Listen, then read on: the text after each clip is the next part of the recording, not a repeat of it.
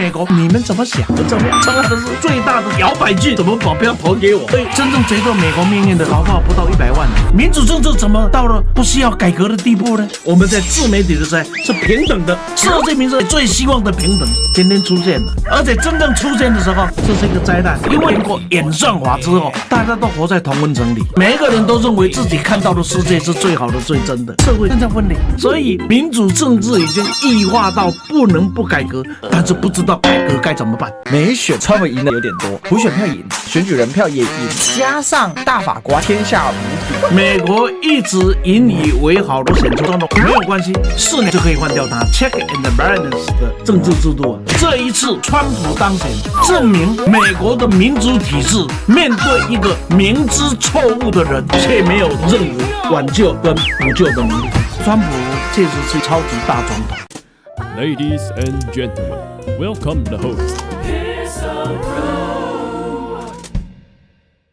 没选这一次的结果意料之中也意料之外，川普赢的实在有点多，补选票赢，选举人票也赢，更重要的是他在参议院确定获胜，众议院早上5点多的时候他至少领先15席，但他距离过半就是15席，所以现在大家认为他众议院应该会赢，再加上还有终身制，大法官亲共和党9席里面他占了2/3，有人说这是天下无敌。老师，共和党的胜选状况为什么会这么的巨大？还有共和党现在真的就是川普党了？这一次的川普他确实是一个超级大总统，第一个他民意上过半的，而且川普这次应该超过300个选举人票没有问题，全部压倒性的胜利，两院没有意外，也不用再等了，一定是共和党完全主宰两院，大法官6-3，完全是保守派的势力，所以他已经完完全全可以掌握全世界最大的美国权力，而且要有完全配合的国会跟完全配合的大法官。你不觉得跟蔡英文执政差不多吗？非常像，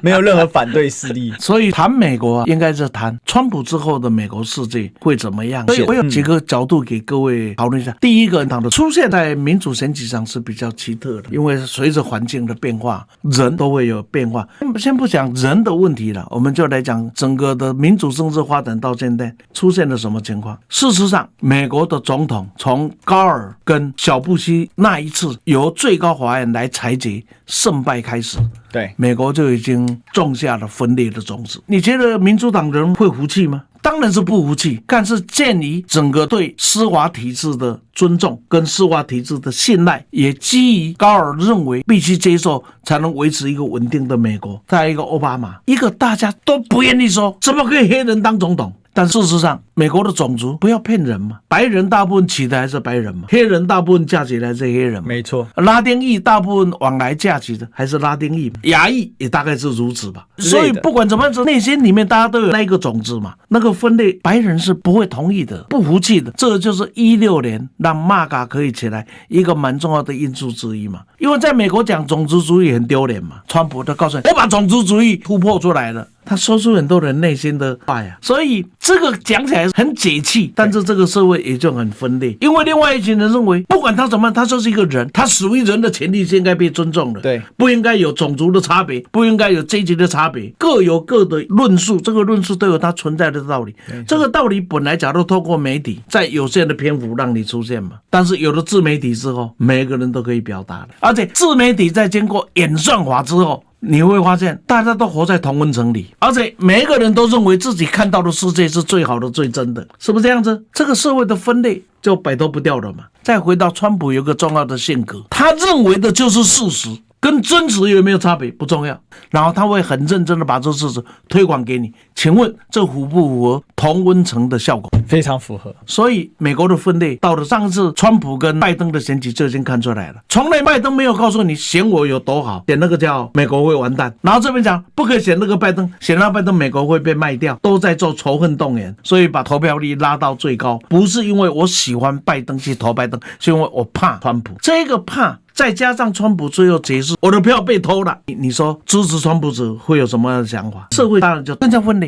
所以美国的这次选举更是如此，没有人讨论重大的问题，导致川普所提出来的政见蛮引导选举的，比如说移民。等于是话题的主导权都在川普身上。但是只有锁定在他对于美国最重要的问题没有人去讨论，比如说债务。所以从这样一个角度，不要讲美国了，只要投票选举的都如此。台湾也是，你觉得我们投票在投什么？美国人很高兴在投民主党、共和党，但是所有的选举专家告诉你，你只要搞定摇摆州，你就是总统了。也就是说，在美国，我如果操纵摇摆州的摇摆郡，我就得天下了嘛。所以得天下不是你们怎么想不重要，重要的是这些最大的摇摆郡怎么把票投给我。所以弄到最后，美国虽然有3亿2千万的人口，1亿多的选民，但是最后算一算，真正决定美国命运的搞不好不到100万呢。你觉得民主政治到这样的时候还在追求什么？是不是民主政治已经异化到不能不改革，但是不知道改革该怎么办？或者应该精细的说，美国这个体系它以前的先进，到了现代这个时候反而变现在的落后，是因为互联网的进步、自媒体的进步啊，所以你会发现这一次的主流媒体像神经病一样嘛，这些精英没有人理他，因为自媒体的时代里面，你再大的权力，跟我一个再卑微的人，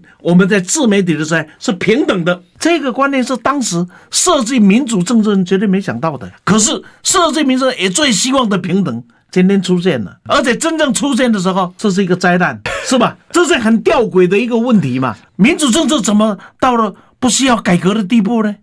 所以最后我要告诉各位，大家都认为川普落选美国会有内战，错了，川普当选一样也有潜在的内战。先从小事再讲大事，民主党这一次怎么来叙述假如川普当选对美国是什么影响？美国一直引以为豪的就是它 check and balance 的政治制度啊，就是可以监督制衡的政治。这也就是为什么他们去批评很多国家，你们这个国家不民主，因为你们没有监督、没有制衡、没有人民投票啊等等。那这个监督制衡，我今天选一个总统，我选错人了，没有关系，4年我就可以换掉他了。这就是美国民主体制他们在推销很引以为豪一个东西。这是民主党就有一个讲法，假如这一次让川普当选，证明美国的民主体制面对一个明知错误的人，却没有任何挽救跟补救的能力。这个体制再这样下去，怎么可以不被检讨呢？怎么可以不被改变呢？当建制派的人对于体制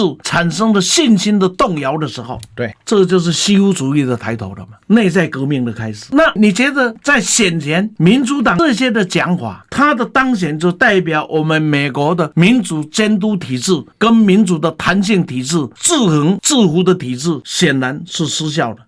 因为第一届的时候我们不知道川普嘛，所以他可能混上来了嘛，那拜登把他拉下来，现在再出来，他跟4年前有改变吗？内在革命的开始，也就是说共和党的川普没当选，整个的社会的动荡是立即而明显的产生，但是哈里斯的落选，川普的当选，整个的内在革命啊正在酝酿中。